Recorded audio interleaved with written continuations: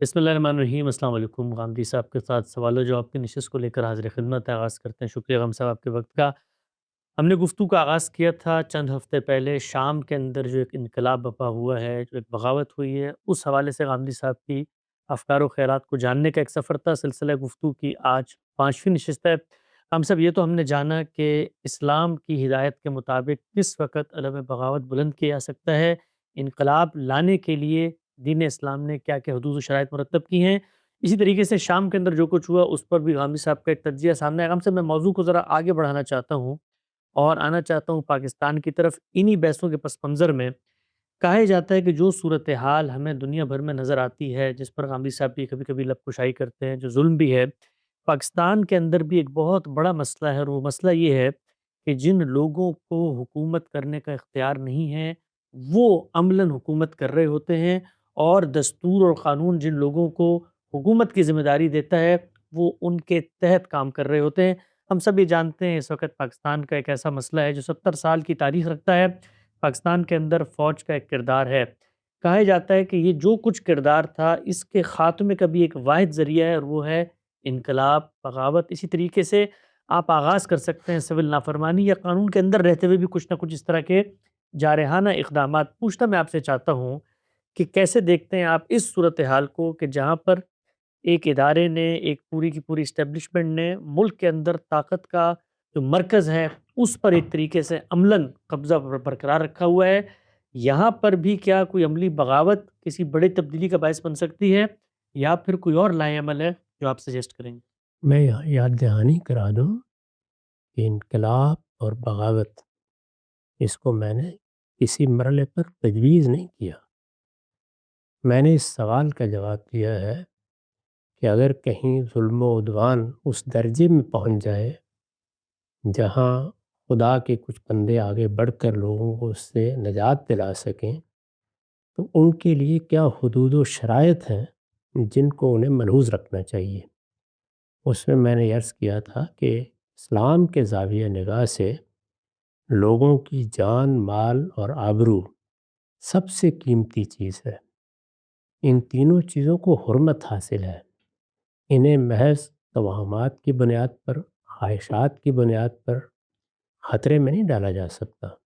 چنانچہ جواز زیر بحث تھا، وہاں میں نے وضاحت کی تھی کہ یہ چیز نہ کبھی مستحب ہوتی ہے، نہ کبھی فرض و واجب ہوتی ہے۔ ہمارے دین میں جو تعلیم دی گئی ہے وہ یہ ہے کہ ہم صحیح بات کہیں گے، اعلائے کلمت اللہ کریں گے، اعلان حق کریں گے، اپنی جان دے کر بھی کریں گے، اور کوشش کریں گے کہ لوگوں کے ضمیر کو مخاطب کیا جائے، اور جو لوگ بھی نظم چلا رہے ہیں ان کو توجہ دلائی جائے کہ وہ اپنے اندر خیر پیدا کریں۔ بالعموم یہ ہوتا ہے کہ تدریجی طریقے پر بعض تبدیلیاں آ جاتی ہیں۔ یہ تبدیلیاں بادشاہتوں میں بھی آتی ہیں، یہ تبدیلیاں آمریتوں میں بھی آتی ہیں۔ اگر تدریجی طریقے سے تبدیلیاں آئیں تو وہ خیر کا باعث بنتی ہیں۔ اپنی ذات میں یہ کوئی طریقہ ہی نہیں ہے، اس سے کبھی کوئی خیر برآمد بھی نہیں ہوا۔ چنانچہ اس وقت بھی دیکھیے کہ شام میں جن تبدیلیوں کے بارے میں ہم گفتگو کر رہے ہیں ان کا یہ پہلو تو بڑا خوش آئند ہے کہ ایک ظالم حکومت سے نجات مل گئی، لیکن آگے کیا خطرات موجود ہیں ان کے بارے میں ابھی کچھ نہیں کہا جا سکتا۔ دسیوں کی تعداد میں مختلف جماعتیں ہیں، مختلف لشکر ہیں، 23 کے قریب تو وہ لوگ ہیں جن کو ایک جھنڈے تلے جمع کرنے کے بعد آخری اقدام کیا گیا ہے، لیکن یہ نہیں کہ سب کے سب اس علم کے نیچے آ گئے ہیں، اور بھی موجود ہیں، اور جو آئے ہیں وہ اب ان کن شرائط کے تحت کسی نظم کو قبول کریں گے، وہ کن مراحل سے گزرے گا۔ اس میں ہر قدم تلوار کی دھار پر ایک قدم ہوتا ہے، یہ کوئی بہت آسان چیز نہیں ہے۔ اس لیے میں نے عرض کیا تھا کہ اگر کسی جگہ ناگزیر ہو اور ایسے حالات پیدا ہو جائیں، کوئی اقدام کرنا پیش نظر ہو، تو پھر اس میں ان چیزوں کا لحاظ رکھیں۔ وہ ایک ایک کر کے میں نے بیان کر دی تھی کہ نان کمبیٹنٹ، غیر مقاتلین کے خلاف ادنیٰ درجے میں کوئی اقدام نہیں ہونا چاہیے۔ ایک متفق علیہ قیادت ہونی چاہیے، اس کو کوشش کرنی چاہیے کہ وہ اپنے ساتھ ان لوگوں کو لے کر اقدام کرے جو اس کی سمع و طاعت کے پابند ہوں۔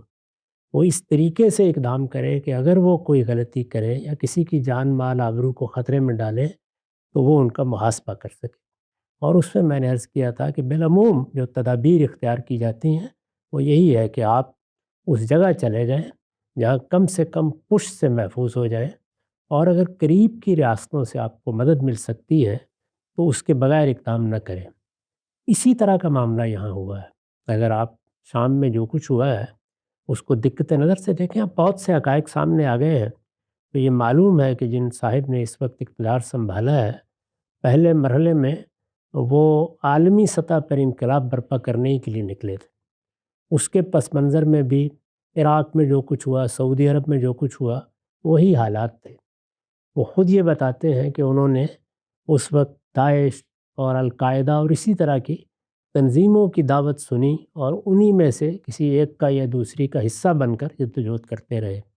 پھر ایک وقت آیا ہے کہ ان کے اپنے بیان میں یہ بات واضح ہوتی ہے کہ ان کی فکر میں تبدیلی آئی، سوچنے کے انداز میں تبدیلی آئی۔ اس کو انہوں نے دو نکات میں متعین کر کے بیان کر دیا ہے۔ ایک تو یہ کہ اس وقت کسی عالمی فتح یابی کے لیے اقدام کرنے کی کوئی گنجائش نہیں، یہ حقیقت ان پر واضح ہو گئی۔ چنانچہ جو لوگ عالمی انقلاب برپا کرنے کے لیے کوشش کر رہے ہیں یا عالمی خلافت کی بحالی کے لیے کوشش کر رہے ہیں، اس سے انہوں نے اپنے آپ کو الگ کر لیا۔ اور دوسرے یہ کہ اپنی تمام جد و جہد کا محور و مرکز اپنے ملک میں تبدیلی کو بنا لیا، اور اس مقصد کے لیے بھی انہوں نے کوشش کی کسی ایک علاقے میں، یعنی سرحد کے قریب کسی ایک علاقے میں اپنے آپ کو منظم کریں۔ ان کا لشکر چونکہ بڑا تھا، تو جب آخری اقدام کا انہوں نے فیصلہ کیا ہے تو پہلے یہ کوشش کی کہ سب لوگ ان کی قیادت پر متفق ہو جائیں۔ چنانچہ میں نے عرض کیا کہ 23 کے قریب مختلف گروہوں نے یہ بات مان لی، تو بڑی حد تک ان چیزوں کا لحاظ ہو گیا جو میں اس سے پہلے بیان کر چکا ہوں۔ چنانچہ انہیں کامیابی بھی ہوئی۔ اس کامیابی کے پیچھے بھی علاقائی طاقتیں موجود ہیں اور بین الاقوامی طاقتیں بھی موجود ہیں، یعنی اس میں امریکہ نے بھی اپنا کردار ادا کیا ہے، ترکی نے بھی اپنا کردار ادا کیا ہے، اسرائیل نے بھی اپنا کردار ادا کیا ہے۔ جو علاقائی طاقتیں ہیں وہ بھی پوری طرح اس سارے معاملے میں ملوث رہی ہیں، اور بین الاقوامی طور پر بھی ایک بڑے مقصد کو سامنے رکھ کر یہ اقدام کیا گیا ہے۔ میں اس کے بارے میں یہ گزارش کر چکا ہوں کہ چونکہ ایران نے مذہبی قیادت کے تصورات کو سامنے رکھ کر ایک مزاحمت کا محور بنا دیا تھا، اس میں یمن کے حوثی بھی تھے، اس میں حزب اللہ بھی تھی، اور اس میں خود شام وہ راستہ دے رہا تھا جس سے اسلحہ پہنچایا جا سکے، مدد پہنچائی جا سکے۔ وہ سارا نظام انہوں نے تہس نہس کیا ہے اور بڑے پیمانے پر اقدام کر کے گویا اسرائیل کے لیے راہ ہموار کر دی ہے کہ وہ اپنی حفاظت کا بندوبست بھی کر سکے، اور اگر اپنے مقاصد کے لیے مزید آگے بڑھنا چاہے تو اس میں بھی کوئی بڑی رکاوٹ حائل نہ رہے۔ اسی سے فائدہ اٹھا کر اس نے نہ صرف یہ کہ بفر زون پر قبضہ کیا ہے بلکہ اس سے بھی آگے بعض اقدامات کر لیے ہیں۔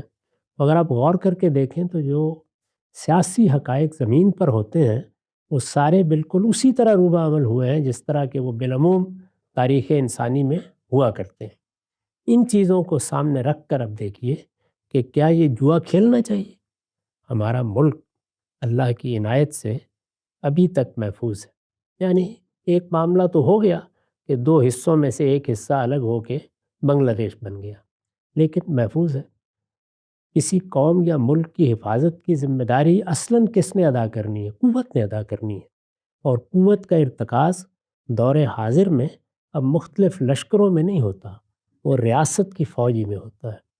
یہ آپ کے علم میں ہے کہ میں فوج کا بیانیہ کے زیر عنوان وہ جو اس کے لیے استدلال پیش کرتے ہیں اس کا پوسٹ مارٹم کر چکا ہوں، وہ ایک الگ بحث ہے، لیکن ملک فوج کی قوت سے قائم ہے، اور وہ ایک ناگزیر ضرورت ہے۔ اس کے بغیر اگر ملک کا تصور کیا جائے گا وہ ملک نہیں رہے گا، پھر وہ اسی طریقے سے چھوٹے چھوٹے ٹکڑوں میں بٹ جائے گا جس طریقے سے بدقسمتی سے بعض ممالک تقسیم ہوئے ہیں۔ وہی صورتحال ہم لیبیا میں دیکھ رہے ہیں، اور اس وقت بھی دیکھیے شام کے ایک حصے پر جہاں تیل کے ذخائر ہیں امریکہ کا غلبہ ہے، کردوں کے پاس بہت سا علاقہ ہے، اسرائیل نے بہت سا علاقہ لے لیا ہے، تو اس ملک کے بھی بڑی حد تک حصے بکھرے ہو گئے ہیں۔ اس سے اللہ کی پناہ مانگنی چاہیے۔ اس وقت اگر اللہ تعالیٰ کی رحمت اور عنایت کے بعد کوئی چیز ہمارے ملک کی حفاظت کر رہی ہے تو ہماری افواج ہیں، ان کے اندر کوئی اختلال پیدا کرنا، کوئی انتشار پیدا کرنا، ان کے اندر بغاوت کی کوشش کرنا، یہ آخری درجے کا جرم ہے۔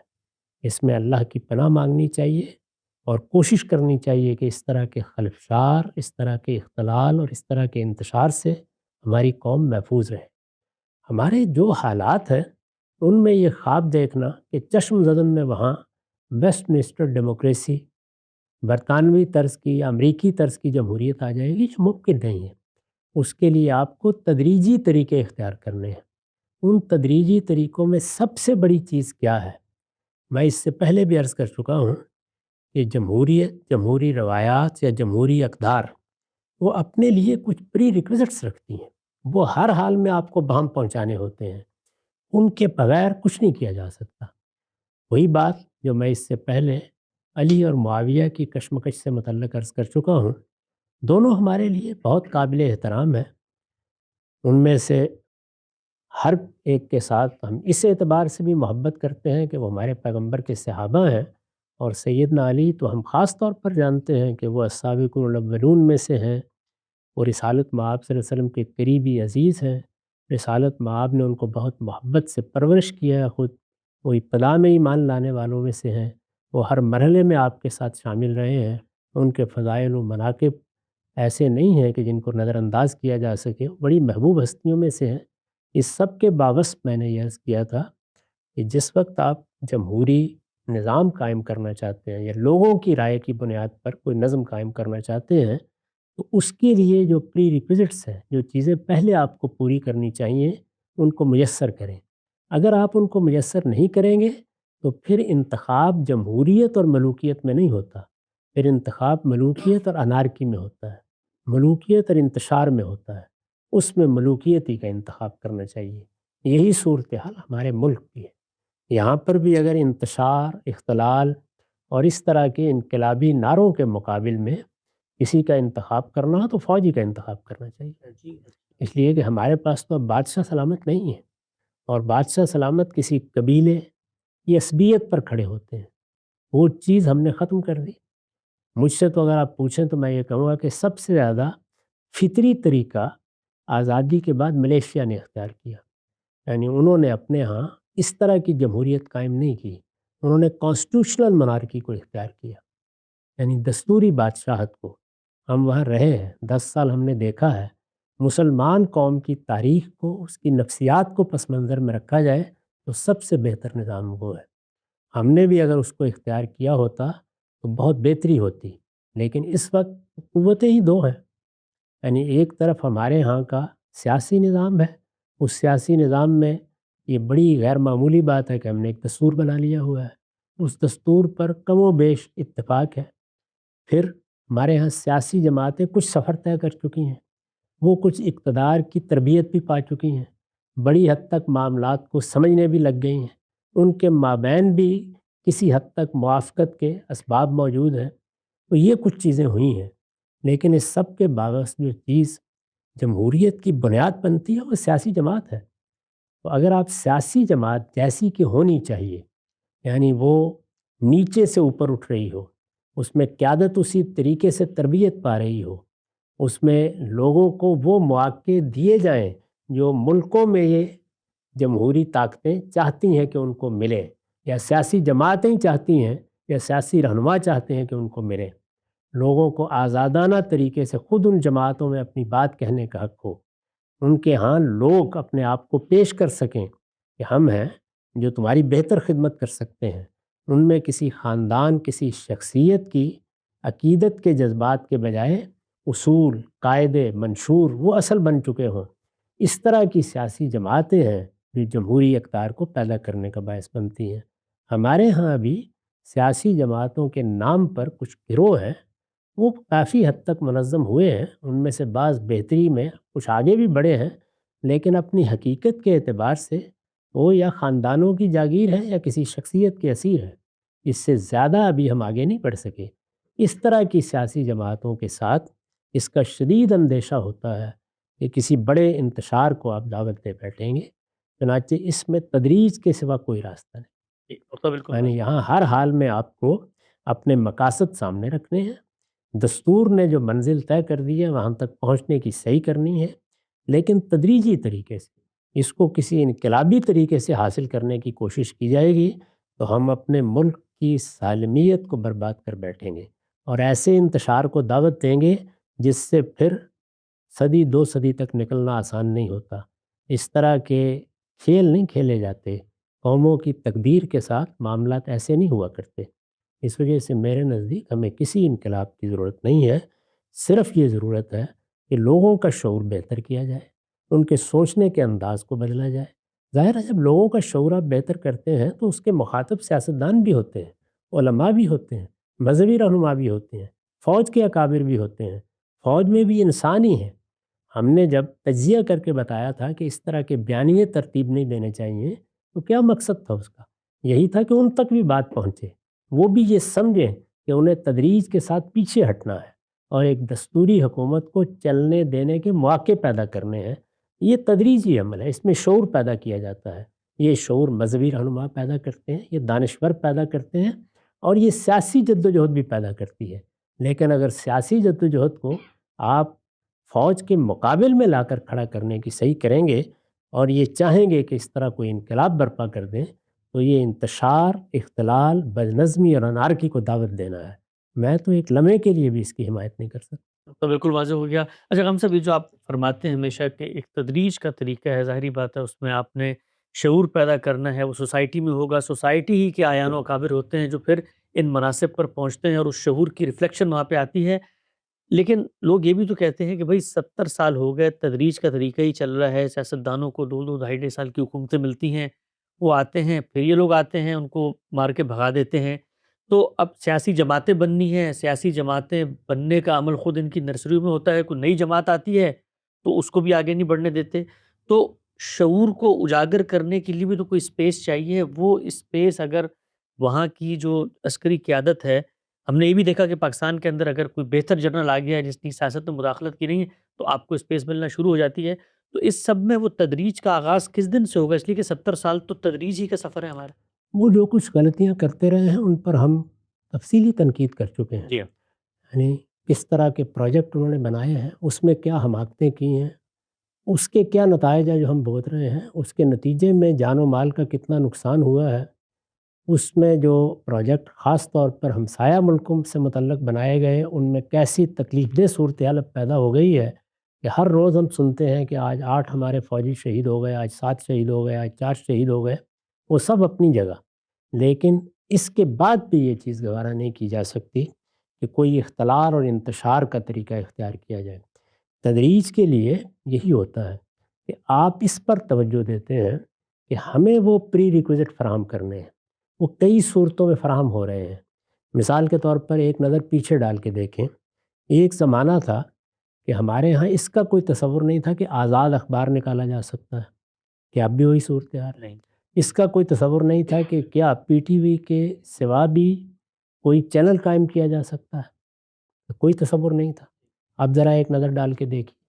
اسی طرح تنقید کے مواقع کہاں تک ہو سکتے ہیں، آپ تقابل کر کے دیکھیں، اس میں زمین آسمان کا فرق واقع ہو چکا ہے۔ سیاسی جماعتیں ہمارے ہاں اس طریقے سے تھیں نہیں، ایک جماعت تھی جس نے یہ ملک بنایا تھا۔ 71 کے انتخابات سے پہلے ایک نئی جماعت وجود میں آئی، وہ اس وقت سوشلزم کا نعرہ لے کے آئی تھی، خود اس کو ارتقاء اور تدریج کے بہت سے مراحل سے گزرنا تھا، وہ گزری ہے۔ اس میں بڑے حادثے اس جماعت کے ساتھ ہوئے ہیں، یہ اپنی جگہ بالکل درست، لیکن آپ کو بہرحال یہی کرنا ہے کہ آپ اس پہ توجہ دیں کہ سیاسی جماعتیں حقیقی سیاسی جماعتیں بنیں، یعنی ان میں آتے وقت آدمی کو یہ احساس نہ ہو کہ مجھے کسی شخص یا کسی خاندان کی بستہ برداری کرنی ہے۔ اچھے لوگ، باوقار لوگ، وہ لوگ جو اپنی ایک رائے رکھتے ہیں، جن کے اندر قیادت کی صلاحیت ہے، وہ فیصلہ کریں کہ ہم ان کا حصہ بنیں گے۔ ان کے لیے وہاں وہ مواقع موجود ہوں جن میں وہ بلاگ طریقے سے اپنی بات کہہ سکیں، انصاف کے ساتھ آگے بڑھ سکیں۔ خود جماعتوں کے اندر انتخابات کی روایت قائم کی جائے، یعنی وہ انتخابات جن میں اس کا کوئی تصور نہ کیا جا سکتا ہو کہ لوگوں کو کسی خاص طریقے سے ایک جانب ہانکا جا سکتا ہے۔ خود ان کے اندر فیصلے کیسے ہونے چاہیے، ان کے ادارے کیسے فیصلے کریں، بحث کس طریقے سے ہو، یہ سب روایات مستحکم کرنے میں کوئی رکاوٹ نہیں ہے، اس میں کبھی کوئی رکاوٹ ڈالی بھی نہیں گئی۔ تو میرے نزدیک یہ وہ کام ہے جو پہلے مرحلے میں کرنے کے ہیں۔ یہ جس طرح ہوتے چلے جائیں گے اور سیاسی جماعتوں میں ایک خاص اخلاقی وقار آ جائے گا، ان کے یہاں فیصلوں میں جمہوریت آئے گی، ان کے اندرونی ماحول میں ایک دوسرے کا احترام آ جائے گا، تو آپ یہ دیکھیں گے کہ پھر یہ ممکن نہیں ہوگا کہ افواج کوئی پروجیکٹ بنا کے کبھی اس آدمی سے کام لے لیں اور کبھی اس آدمی سے کام لے لیں۔ پھر پوری سیاست ان کے مقابل میں کھڑی ہوگی، لیکن اصولوں پر مقابل میں اس معنی میں نہیں کہ کوئی تخریب کر رہی ہے یا خود فوج میں کوئی انتشار پیدا کر رہی ہے، بلکہ اس جگہ کہ اس کا ایک موقف ہے، اس موقف کے ساتھ اپنی بات استدلال سے کہہ رہی ہے۔ یہ صورتحال ابھی تک ہمارے یہاں پیدا نہیں ہو سکی۔ تو میرے نزدیک بات یوں نہیں ہے کہ ہمیں کوئی کام کرنے کا موقع نہیں ہے، بے شمار کام ہیں جن کے کرنے کے لیے مواقع ہیں، اسپیس ہے، لیکن ہم ان کاموں کو چھوڑ کر جلد بازی میں مبتلا ہوتے اور یہ خیال کرتے ہیں کہ ایک نعرہ ہو لگایا جائے گا، اس کے بعد ہم اقتدار میں پہنچ جائیں گے، اور یا پھر دائیں بائیں مختلف لوگوں کی طرف دیکھتے ہیں کہ کون ہماری مدد کرنے کے لیے آتا ہے۔ یہ بجائے خود فکر و نظر کا افلاس ہے۔ صحیح طریقہ یہ نہیں ہوتا۔ اپنے ملک کی سالمیت کو مقدم رکھنا چاہیے۔ افواج قوت فراہم کرتی ہیں، ان میں کسی انتشار کا تصور بھی نہیں کرنا چاہیے، اور جو کچھ بھی انہوں نے اس ملک میں پچھلے 60-70 سال میں غلط اقدامات کیے ہیں، ان پر شائستہ مہذب تنقید جاری رکھنی چاہیے۔ یہ تنقید ان کو پیچھے ہٹنے پہ آمادہ کرے گی، خود ان کے اندر شعور بہتر کرے گی، اور سیاسی جماعتوں کا اپنے آپ کو مستحکم کرنا، صحیح اصولوں پر استوار کرنا، اپنے اخلاقی مقدمات کو درست کرنا، یہ مزاحمت کی ایک شائستہ قوت پیدا کرے گا۔ ان دونوں کے امتزاج سے تبدیلی آئے گی اور لازمن آئے گی۔ نقطہ بالکل واضح ہو گیا۔ اچھا ہم سب خاتمے سے پہلے میں چاہتا ہوں ایک جو دوسری طرف کا ذہن ہے اس کا ایک چھوٹا سا مقدمہ جو ہمارے یہاں آج کل بہت رائج ہے، اس کو میں آپ کو پیش کر کے پوچھنا چاہتا ہوں کہ کہا ہی جاتا ہے کہ بھائی آپ آتے ہیں ہماری سیاسی جماعتوں میں مداخلت کرتے ہیں، جوڑ توڑ کرتے ہیں، انتخابات پر اثر انداز ہوتے ہیں، اپنی منمانی قیادت کو لا کر اختیار پر برجمان کر دیتے ہیں۔ اس کے نتیجے میں بھی معیشت کا، جان کا، مال کا، آبرو کا، سب کا نقصان ہوتا ہے، یہاں تک کہ ہماری تاریخ میں تو ملک بھی دو لخت ہوا۔ تو آپ جب ہمارے ساتھ یہ جوڑ توڑ کرتے ہیں تو ہم آپ کے ادارے کے اندر یہ تقریب کیوں نہیں کر سکتے کہ بھئی ہم آپ کے بھی من پسند جرنیلوں کو الگ الگ کریں اور اپنی طرز کی جو جرنیل ہیں ان کو اوپر لے کر آئیں اور ان کے ساتھ مل کے ہم حکومت کی خواہش پورا کریں؟ دونوں طرف تو برابر کا معاملہ ہو رہا ہے۔ پوچھنا میں آپ سے چاہتا ہوں کہ ان کے اس اقدام کے نتیجے کے تو ہمارے سامنے اثرات آتے ہیں، یہ جو سیاستدان اگر اس طرح کا کام کرتے ہیں اس کا جو نتیجہ ہے کیا وہ اسی نوعیت کا نتیجہ ہوتا ہے یا وہ پھر ملک کی بربادی کی صورت میں نکلتا ہے؟ یہ تو آخری درجے کا جرم ہے۔ یعنی اس طرح کے اختلافات پیدا بھی اگر کرنے ہیں تو وہ سیاسی جماعتوں کے باہمی معاملات میں ہوتے ہیں۔ وہاں منشور کا اختلاف ہوگا، مقاصد کا اختلاف ہوگا، شخصیتوں کا اختلاف ہوگا، بشری کمزوریوں تک کو بھی ملحوظ رکھا جا سکتا ہے۔ فوج پر ملک کھڑا ہے، اس میں یہ انتشار کیسے گوارا کیا جا سکتا ہے؟ اگر کسی جگہ کسی ملک کی افواج میں اس طرح کی صورتحال آپ پیدا کرتے ہیں، اس کا مطلب تو یہ ہے کہ آپ نے ملک سے ہاتھ دھونے کا فیصلہ کر لیا ہے۔ اس کے بعد جن لوگوں کو آپ اپنے لیے استعمال کریں گے، آپ کا کیا خیال ہے کہ وہ آپ کو قیادت میں بٹھائیں گے؟ ذرا ایک نظر ڈال کے دیکھ لیجیے مشرق وسطیٰ میں بادشاہتیں کس طرح گئی تھیں، آمریتیں کس طرح ختم ہوئی ہیں، جو لوگ آئے تھے ان کے ساتھ کیا ہوا ہے۔ وہ آئیں گے تو پھر اپنی بندوق لے کر آئیں گے۔ میرے نزدیک تو میں نے جس طرح کی عرض کی، فکر و نظر کا افلاس ہے اس طرح سوچنا۔ ملک فوج پر کھڑا ہے، فوج ریاست کا ادارہ ہے، اس کا تحفظ کرنا، اس کو ہر لحاظ سے وقار کے ساتھ قائم رکھنا، اس کی ضروریات کو پورا کرنا، یہ ملک کے ساتھ وفاداری رکھنے والے لوگوں کا فریضہ ہے۔ سیاست کو سیاست کے میدان میں ہونا چاہیے، یہ اس کا میدان نہیں ہے۔ سیاسی جماعتیں آپس میں اپنا نقطہ نظر پیش کریں، اس میں اگر کوئی خرابی ہوتی ہے تو مل کر جدوجہد کریں، آپس میں مذاکرات کر کے وہ متحدہ لائے عمل بنائیں، جس کے نتیجے میں فوج کے پاس کی گنجائش نہ رہے کہ وہ کبھی کسی کو اپنا اعلیٰ کار بنا لے اور کبھی دوسرے کو اپنا اعلیٰ کار بنا لے۔ یہ سب کچھ سیاست کی سطح پر ہونا ہے۔ اس کو اس سطح پر کرنے کے معنی تو یہ ہے کہ ہم گویا اپنی قبر خود کھود رہے ہیں، اپنے پاؤں پر خود کلہاڑا مار۔ بالکل واضح ہو گیا۔ غامدی صاحب سے ہم انقلاب کے پس منظر میں گفتگو کر رہے تھے۔ شام سے ہم پہنچے پاکستان سے سفر کریں گے افغانستان کا۔ ایک انقلاب خود ہمارے یہاں کے رجیم نے وہاں بپا کیا، اور کل کی خبر یہ ہے کہ طالبان کے وزیر خارجہ نے یہ کہا کہ پاکستان ماضی سے سبق سیکھے، اور تاریخ میں پہلی دفعہ پاکستان نے ان انقلابیوں پر فضائی حملہ کیا ہے کہ جن کی آمد کو دیکھ کر ہماری آنکھیں چمک جاتی تھیں، اس انقلاب کا کیا نتیجہ نکل سکتا ہے، غامدی صاحب سے زیر بحث لے کر آئیں گے، وقت یہاں پہ ختم ہوتا ہے، دوبارہ حاضر خدمت ہوں گے، اب تک آپ کا بہت شکریہ۔